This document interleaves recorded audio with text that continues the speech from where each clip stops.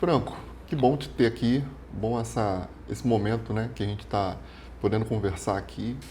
E a ideia, eu queria apresentar um pouco de você e do livro Nem Só de Pão, né? A gente está agora no momento de lançamento do livro, né? Um livro que a gente já vem aguardando produzir ele há muito tempo. E eu queria apresentar um pouco de você, antes de falar até sobre o livro mesmo.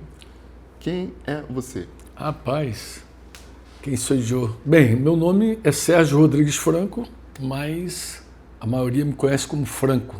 Sou casado com Denise há 42 anos, Denise Franco. Sou pai de 2 filhos, né? Pai de Débora e de Daniel. E já sou avô de 5 netos também, né? Débora, esposa de Rafael Pereira, e Daniel, casado com Yasmin. E faço parte de um presbitério da igreja no Rio de Janeiro, né? Com mais 5 pastores. Na verdade, esse presbitério é o presbitério onde nós iniciamos, né, a obra que a gente desenvolve hoje, já desde do final da década de 80, início da década de 90. Legal. Então é praticamente isso aí. Em 2002, os pastores me separaram para a obra extralocal, então eu também tenho uma responsabilidade de supervisionar algumas obras fora da localidade, né, da nossa localidade. Então eu supervisiono junto com uma equipe de pastores da localidade, fora da localidade, supervisiono essa obra extralocal. Eu convertido há 40 anos, né, completei o ano passado, 2024, 40 anos convertido, e fui alcançado por Jesus numa denominação chamada Congregacional, Igreja Evangélica Congregacional em Realengo, cujo pastor, um amado, né, pastor e a pastora lá, Paulo Velt e Nair Velt. Não sei se você chegou a conhecê-los. Chegou a conhecer? Cheguei a vê-los, Então, pessoalmente. Preciosíssimos, já estão no Senhor. E ali eu também fui ensinado nos primeiros passos da fé cristã. E depois, posterior a isso, nós começamos então, vivemos um processo de unidade com alguns pastores, e desse processo de unidade nasceu a igreja que hoje o pessoal chama de Igreja no Rio, Comunidade Evangélica na Zona Oeste, a igreja lá do Monte do Santíssimo, Comunidade Atos, deu um monte de nome. A gente não queria ter nome, mas agora a gente tem um monte, né?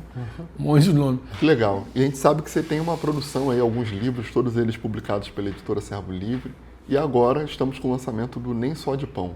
Queria que você falasse um pouco de como que ele nasceu, como é que surgiu esse novo livro. Mas é o seguinte, Flecha, antes de falar do Nem Só de Pão, eu gostaria de fazer o seguinte comentário, né? De forma recorrente, procuro deixar bem claro para as pessoas que me leem, né? Eu não tive assim, nenhuma pretensão desde o início de ser escritor de nada. Eu, inclusive, nem me considero escritor. Eu falo isso para várias pessoas. Eu não sou um escritor. O que eu faço desde o começo, quando eu comecei a escrever, intencionalmente, o que eu faço é registrar aquilo que eu julgo que Deus está me falando. Então, no início eu pensava assim, se isso que Deus me falou foi bom para mim, pode ser bom também para alguém. Então, da mesma maneira que a gente prega e ensina discursando, eu entendi que nós poderíamos também pregar e ensinar e até profetizar escrevendo, né? Tanto a linguagem que a gente chama de didática, né? Didaquê, tanto a didaquê quanto o querigma, ela pode vir por meio de um livro, ela pode chegar até você por meio de um livro, não apenas ouvindo a voz de alguém, né? E como você é compositor, é cantor, e você canta músicas que inclusive eu curto direto, você sabe que eu sou um cara que eu curto muito as canções, você chega até as pessoas por meio da música. Sim. E eu achei que eu poderia chegar também, além de estar falando, né, chegar também por meio do texto. Mas eu nunca fui bom assim, com texto, assim, o cara é bom. Não, mas eu tenho também o meu estilo, né? Sim. Eu tenho meu próprio estilo. Eu acredito também que ao longo dos anos eu também, quanto mais você faz, você vai melhorando, você começa a desenvolver, fica mais claro, mais ordenado, né? Tudo mais. E claro, quando você também tem uma equipe, que nem agora você participa de uma editora como a Servo Livre, a equipe aumenta, tudo melhora, né? Só você olhar a qualidade desse livro, né? Se eu pensar no primeiro livro que eu produzi, numa impressora, imprimindo papel, imprimindo capa, grampeando e vendendo, e chegar agora a esse livro aqui, você fica pensando quanta coisa já evoluiu durante esses anos, né? Outra coisa também que eu gosto de deixar registrado é o seguinte: uma pessoa, eu creio que Deus usou para me inspirar nesse caminho, que foi um irmão querido chamado Glauber. Sim. Você deve lembrar, eu falo Glauber, mas é Clauber. É Clauber Ramos. Clauber Ramos. Você lembra do Clauber? Lembro bem. Né? Então, Clauber, ele foi o cara que ouvia as mensagens e transcrevia as mensagens. E de vez em quando ele me entregava, porque a gente gravava em fita cassete, lembra? E ele, quando me entregava já transcrito aquilo, me inspirou muito. Os primeiros livros, eu acho que nasceram assim. Aí, o Nem Só de Pão é muito interessante, porque assim, 2020, 18 de março, explode a pandemia, né? Oficializa. Na verdade, já havia pandemia, mas ela foi assim, os protocolos, né, começaram a ser implementados a partir de 18 de março de 2020. E naquele ano de 2020 foi um ano difícil para muita gente. A gente acompanhava assim, as dores, o sofrimento, embora na nossa história, nos nossos vínculos diretos, relacionamento, nós havíamos perdido apenas uma irmã queridíssima, mãezinha de Cidinho, Dona Ana, né? Dona Ana, com Covid. Perdemos o Marcão ali no ano de 2020, mas não foi por conta do Covid. Mas a gente acompanhava assim o sofrimento, aquele afastamento, né? Aquela distância social que era recomendada, acabou virando um isolamento social. Então, as pessoas ficaram muito isoladas, muito dependentes também de vídeo, de live. Aí nasceram as lives. Você fez algumas lá em Curitiba. Lá nós fizemos algumas lives juntos. Lembra disso? A gente iniciou um período de live. Um período de live, porque a gente precisava fazer live e chegar até os irmãos de alguma forma. Então, eu tive Covid em 2020, ali em novembro. E 2021, inicia o ano de 2021, eu não tinha nem ideia que ia voltar para o Rio de Janeiro em 2021, mas quando iniciou o ano de 2021, eu pensei o seguinte: eu vou escrever todo dia um pequeno texto para essas pessoas que estão aí ainda sofrendo com Covid em casa, isoladas, né, amedrontadas, sofridas também por alguma perda ou pela própria pressão de tudo que estava acontecendo. Então eu comecei a escrever só pensando nessa galerinha. Formei um grupo de WhatsApp. Você começou, inclusive, eu te puxei, a gente começou. Você era um dos administradores desse grupo. Aí quando nós montamos o primeiro e lotou, a gente montou o segundo, lotou, montou um terceiro, lotou o quarto, quinto. Aí chegamos a 6 grupos. Depois a gente foi pro Telegram. Isso. Porque o Telegram permitia, mas o pessoal não aderia muito ao Telegram. Não. O povo não aderia. E por fim, nós então, quando nasceu a comunidade do WhatsApp, a gente batizou então a comunidade Servo Livre, que até hoje, ainda que este ano, em 2025, eu tenho assim intercalado, né? Um dia eu coloco uma mensagem, no outro dia eu publico lá, posto uma mensagem em vídeo, né? Um é texto, outro é vídeo, um é texto, outro é vídeo. Temos andado assim em 2025, mas até o final de 2024, diariamente um texto. Então, 2021, 2022, 2023 e 2024, texto todos os dias. Fica até o convite aqui para quem está vendo, né, e talvez não faça parte, queira fazer parte da comunidade Servo Livre. Os links estão no perfil do Instagram, mas a gente vai deixar aqui também para, se você tiver interesse de entrar na comunidade, você entrar lá e fazer parte, que a gente segue com o conteúdo sendo entregue ali. Durante esses anos, 21, acho que principalmente depois ali de 22, ali, 23, eu comecei a receber alguns toques, alguns pedidos, algumas dicas, alguns conselhos, dá o nome que você quiser. Rapaz, junta esse material, faz um livro. Junta, seleciona, faz um livro. Aí começou a vir aqueles apelos, né? Inclusive de pastores do meu vínculo, assim, poxa, Franco, esses textos são tão pontuais, inspirados, cara, faz um livro. Aí, claro, levei a ideia lá para para o conselho editorial lá da editora, e os irmãos então acharam uma ideia excelente. Começamos então a selecionar os textos, né? E aí também, num primeiro momento, eu tinha uma ideia de título, né? Pensei em pão diário, alguma coisa assim, mas depois veio o Nem Só de Pão. Nem só de pão por quê? Porque eu percebi que o que eu estava escrevendo, de alguma forma também, era para atender aquelas pessoas que estavam vivendo um tipo de deserto. Inclusive, você participou aqui totalmente desse livro. Sim. Você sabe que ele foi separado praticamente por temas, né? Exatamente. Ele vai sendo colocado assim, os temas, né? E eu aproveitei aqui para associar, né? Relacionar o título com a ideia, né? Inclusive dentro da arrumação dos temas também, com a ideia de que nós estávamos falando com alguém que estava vivendo um deserto. E para quem vive no deserto, ele precisa aprender que nem só de pão o homem vive, o homem viverá, mas o homem depende de ouvir do Senhor, a palavra do Senhor. O verdadeiro alimento é a palavra de Deus. De toda a palavra que sair da boca de Deus, que vier da boca de Deus.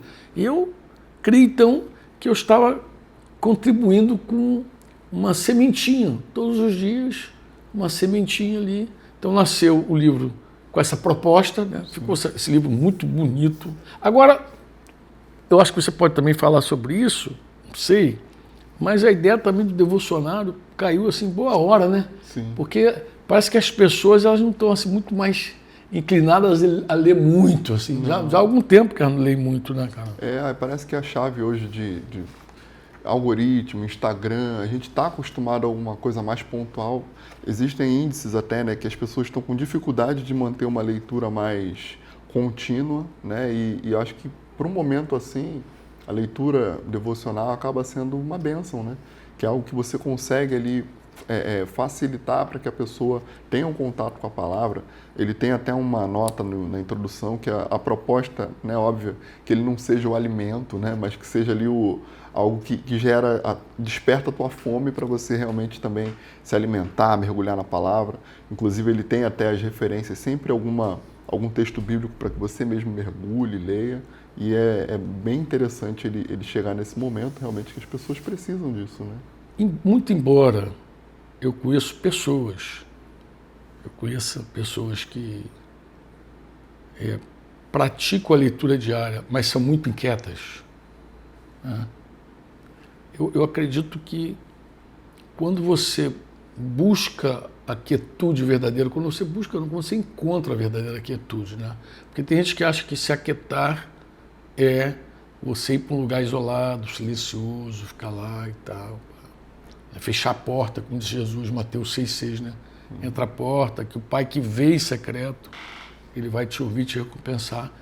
Eu percebo que muita gente acredita que o lugar de paz é esse lugar sossegado. Uhum.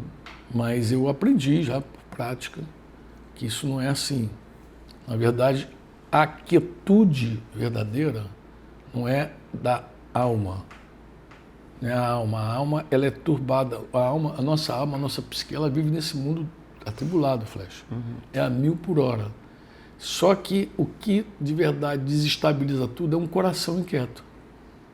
Quando o teu espírito, de alguma forma, por falta dessa comunhão íntima com Deus, começa a agoniar, começa a clamar, coisa e tal, aí sim você perde todo o silêncio interior, você perde toda a quietude, né? Eu, inclusive, quero até aproveitar aqui para falar do livro Aquietai-vos, que eu acho que é uma boa recomendação para essa hora. Encontrando Deus no silêncio, mas não é no silêncio de Deus, é no teu silêncio. Né? Encontrando Deus no teu silêncio. Mas o teu silêncio não é, embora está lá na capa, aquele cidadão lá na montanha, lá quietinho, lá, mas na verdade existe um lugar secreto dentro de cada um de nós. Sim. Um jardim secreto, né? Dentro de cada um de nós. E é nesse lugar que a gente precisa de verdade cultivar a presença do Espírito, conversar com ele e tal. Uma vez que você estabelece essa comunhão verdadeira, coisa e tal. É muito legal quando você tem como exercício uma porção diária da palavra.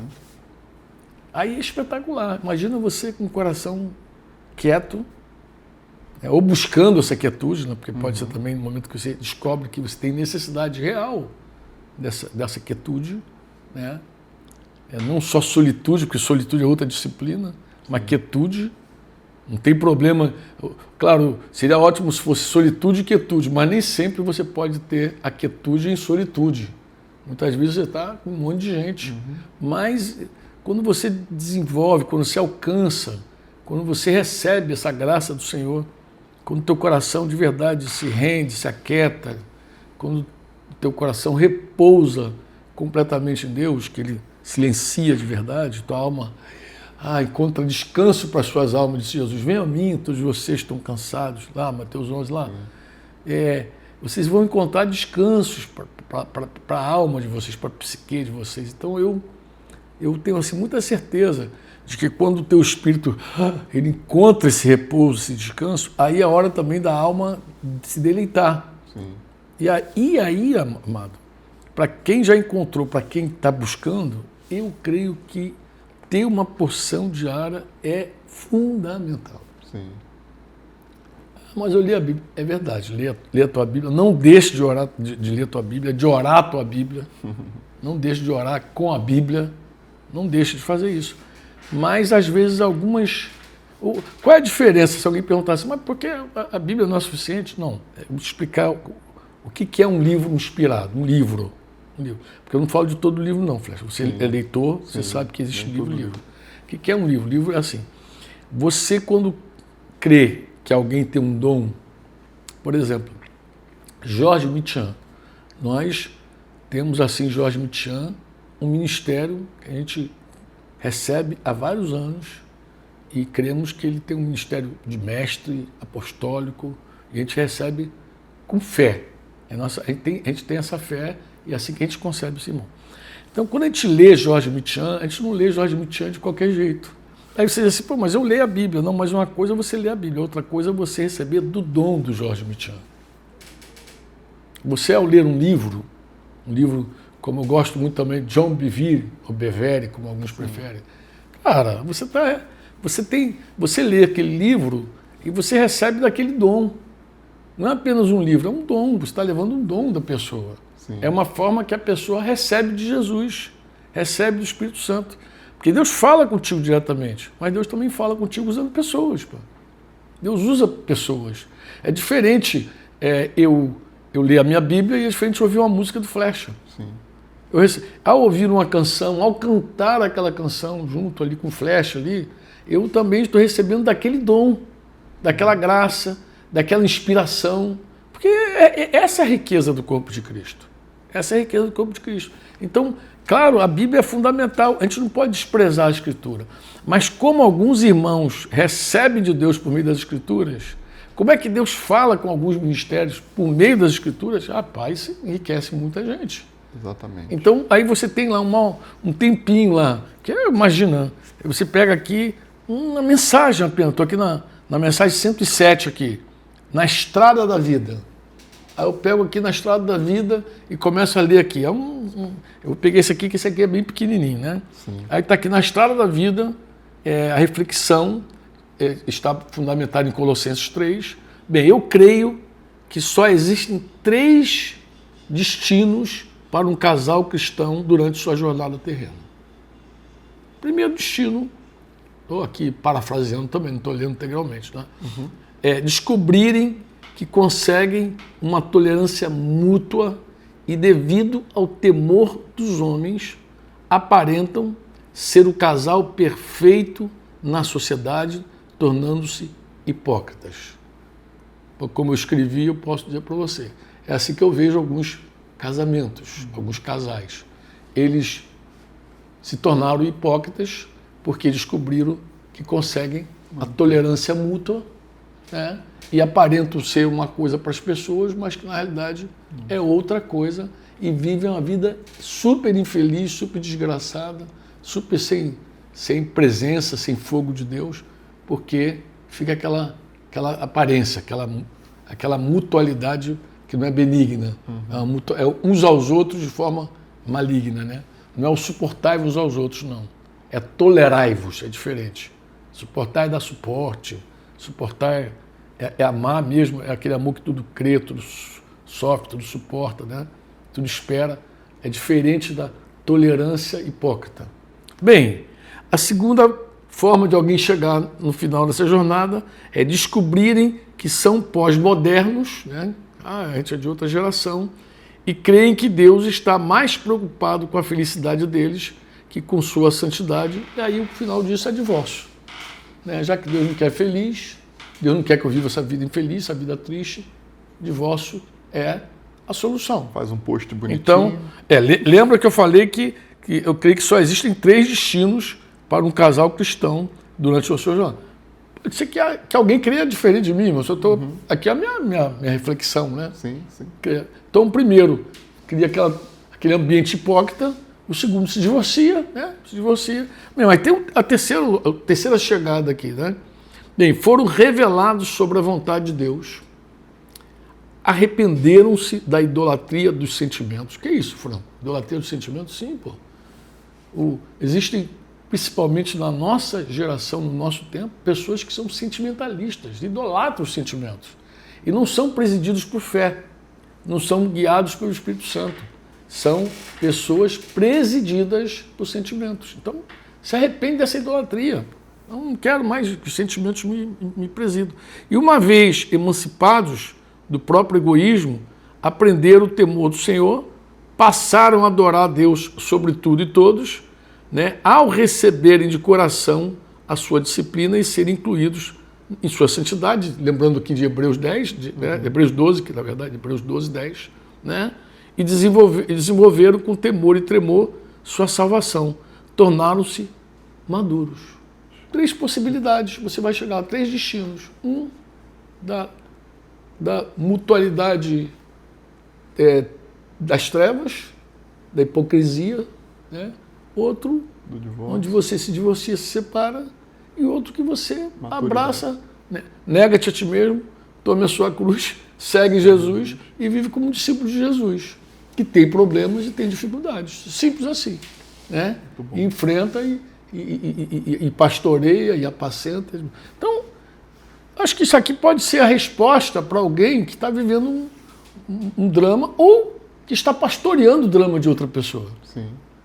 Então, no amanhã, isso aqui pode ser só aquela semente inicial para uma reflexão do dia inteiro. Pô. Agora vamos refletir o dia inteiro sobre esse assunto. Né?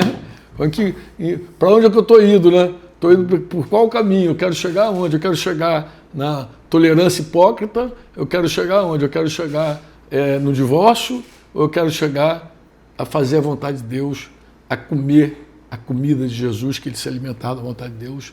Eu quero chegar a experimentar, segundo Romanos 12, a boa, agradável e perfeita vontade de Deus. O que eu quero? É isso aí, simples, desse jeito. Muito legal. Né? A ideia é só para a tua pergunta muito legal. Uma reflexão diária, a pessoa vai... Muito legal, muito rico. Acho que é um tipo de prática, né, indispensável para a gente, para a nossa vida, para a gente seguir realmente tendo contato com a palavra e mantendo o nosso pensamento também, né, banhado pela palavra e não necessariamente pelas ideias que o mundo está propondo o tempo todo, porque está bombardeando o tempo todo ali, né? Na rede social, na nossa conversa do dia a dia. Então, se a gente não tiver realmente esse contato com a palavra diário, com a forma de pensar realmente que o Senhor tem, a gente está realmente fadado a nos afastar, né, do Senhor. Então, alguém pode me perguntar assim, você curte devocionário? Eu curto. O primeiro devocionário assim, que mexeu comigo há muitos anos era Mesa no Deserto, se eu não me engano. Mesa no Deserto é bom demais. O Atmani, lembra? Não sei se o Atmani não escreveu aquele livro. Pegaram porções das mensagens dele e montaram aquele livro. Era um devocionário também. Sim. Mas depois disso eu li Tozer.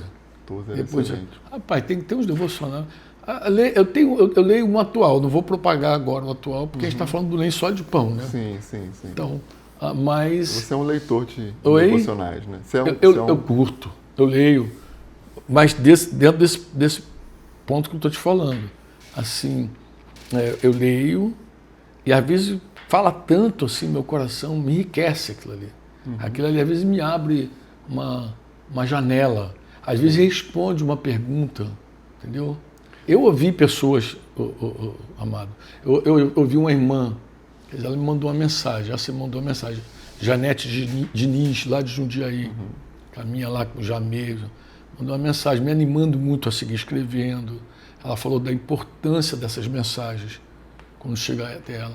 Mas uma querida que me falou assim, pessoalmente lá no sertão foi Bruna, esposa do Wilker, Bruninha. Ela falou, Franco, parece que é combinado, né? A mensagem quando chega certeira. Ali certeira, na bucha, É verdade. batendo com força e vontade. Eu já falei isso com você, mas eu acho que com a disseminação também de leitura devocional, também foram produzidos alguns tipos de conteúdo que parece que a coisa fica um pouco diluída demais, sabe? E a palavra, às vezes, até fica num lugar um pouco abaixo do que deveria. E eu estou muito contente de ver o material, a gente fez parte da produção, mas eu posso dizer isso sem problema algum, que ele tem muito da palavra, está centrado na palavra. Eu acho que ele é muito inspirado para levar você à palavra. E diferente de alguns materiais que eu vejo que, às vezes, em nome de querer atrair, de chamar atenção, diluem muito, sabe? Eu acho que é muito bom ver um material que está mais centrado, que procura ser sólido, e fazer uma leitura devocional como outros, né? Uma boa qualidade, eu creio que ele está aí, podendo estar junto com outros que já abençoaram e seguem abençoando muitas vidas, é muito bom. Deixa eu falar algo para ti. Você deve lembrar das vezes que eu te aconselhei sobre não se vender ao comércio da música. Sim. Na época dos CDs, eu não falei, Flecha, não se entrega a isso, porque o dia que você se entregar a isso, você vai ter a necessidade de produzir para vender. É Natal, tem que fazer música. Ano Novo, tem que fazer música. É Dia da Mãe, tem que fazer música. Você se entrega àquilo ali. Eu ouço canções. Eu percebo que tem canções que são inspiradas. Eu percebo que tem canções que não são inspiradas. Eu leio. Tem textos que eu vejo que são inspirados e tem coisas que não são inspiradas. Entendeu? Sim. E além disso, Flecha, além de ter material inspirado e não inspirado, no meu discernimento espiritual, eu percebo também que, acho que talvez até o pior de tudo, até seja pior isso, é aquele tipo de mensagem que chega a você que não tem vida, que não tem autoridade. Quando Jesus termina o Sermão da Montanha, diz que as multidões estavam maravilhadas da autoridade. Com que autoridade esse homem fala?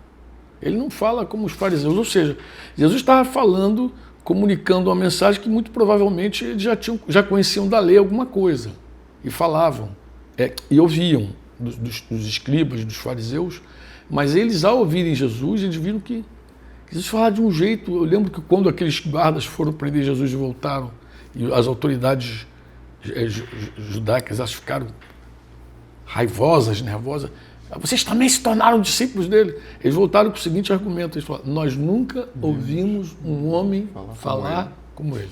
Nunca ouvimos falar. Mas que é eloquência?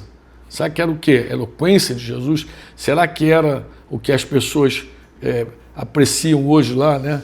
A homilética de Jesus, era o ensino expositivo de Jesus. A oratória. Sei lá, gente, a vida, ela é fundamental. Então, quando eu te aconselhava lá atrás, eu já contemplava esse cenário de quê? Da pessoa ser forçada pela necessidade de vender, produzir alguma coisa. Sim. Eu acho que isso é muito maligno para a igreja. Sim. Entendeu? É você consumir um material, uma coisa que não tem nenhuma inspiração de fato. Olha, eu já vi documentos, já li textos, que a pessoa começa a falar, não tem uma Bíblia. Se fosse a IA, eu ia dizer assim, é a IA que fez esse negócio. Talvez a IA faça até melhor do que o cara, porque a IA talvez recheie de Bíblia, o troço do cara lá. Mas nem Bíblia tem. Até porque a IA também, ela já copiou de alguém que escreveu alguma coisa, ela não criou nada. Então ela pode ter pego algo inspirado de alguém e jogar ali e te foi. dar, e ficar até melhor do que o cara está fazendo, porque ele não tem inspiração. Não tem inspiração, não é uma palavra que falou com ele, não tem vida. Porque música também a IA faz, não faz? Faz, fica bom aquilo, viu? Então música ela faz também, mas tá vendo?